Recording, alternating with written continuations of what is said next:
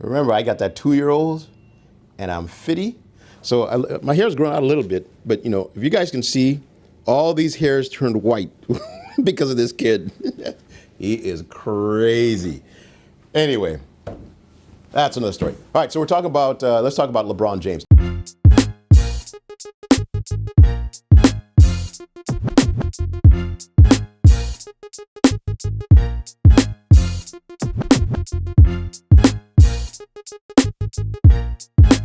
First of all, how can anybody hate on LeBron James? I mean, think about this guy. I mean, this kid, incredibly talented, handed a bunch of money when he was 18 years old, right?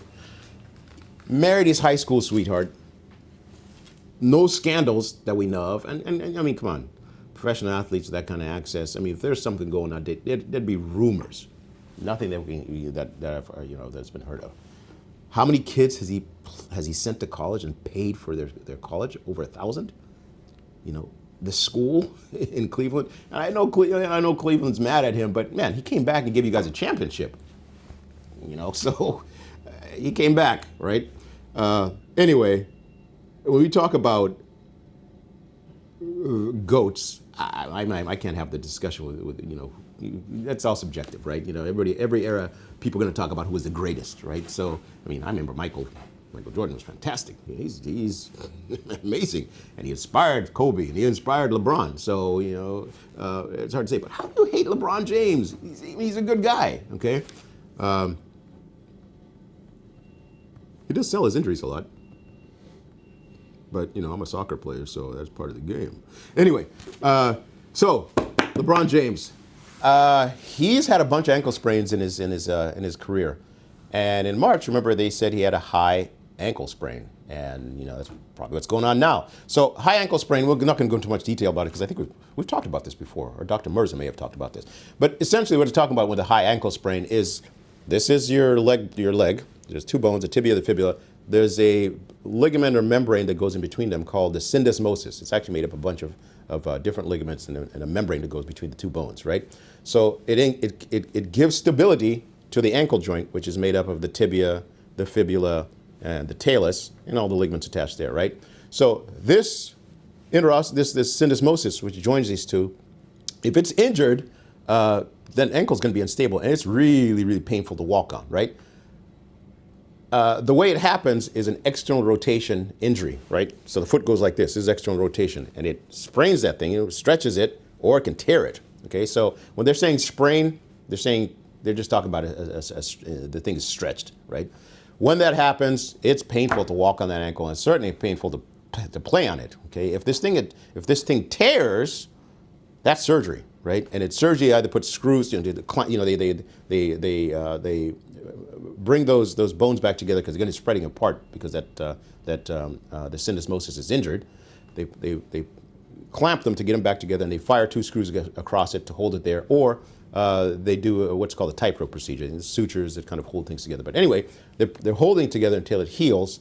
They put you in something to keep you from to immobilize it. Either it's a walking boot or a cast, and you don't walk on it for a while until that's healed, right? So remember Terrell Owens, when he broke his ankle, he also injured that syndesmosis. And they did that procedure where they stabilized that syndesmosis, but then he went back and played in the Super Bowl not so long after that. And every orthopedic surgeon in the country was like, what the? But, he played, right? And these athletes. Anyway, so LeBron James has high ankle sprain. He doesn't have an injury that required surgery because he's not had surgery. So usually the way those are treated is you put the person in a walking boot or a cast. Usually it's a walking boot, and you let them not weight bear for 2 to 3 weeks. Then they probably have to do some physical therapy and strengthen up the ankle and so forth. But it definitely affects you because it hurts when you walk. Is that going to be a factor?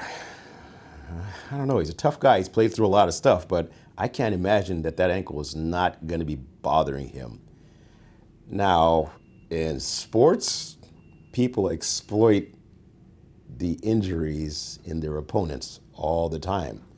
So I'm not a basketball player, but I imagine that what they would try to do is do things that would try to force him to do that external rotation move because he's going to be naturally wanting to do those things because I imagine if you're trying to guard somebody and they are trying to go that way and you're turning your body this way, you're going to externally rotate that foot. Anybody's a basketball player knows a little bit more about defending a ball player, a basketball player, and all that. You can chime in and let me know. But I imagine anything that's going to make you do this, externally rotate that, is probably going to hurt when you do it. So that's what I'd be concerned about if I was saying that something might affect him. He may be able to play. He might be able to play through it, but if it's done repeatedly, I bet that might bother him. And you don't want not to have LeBron playing because he's kind of what you need to win.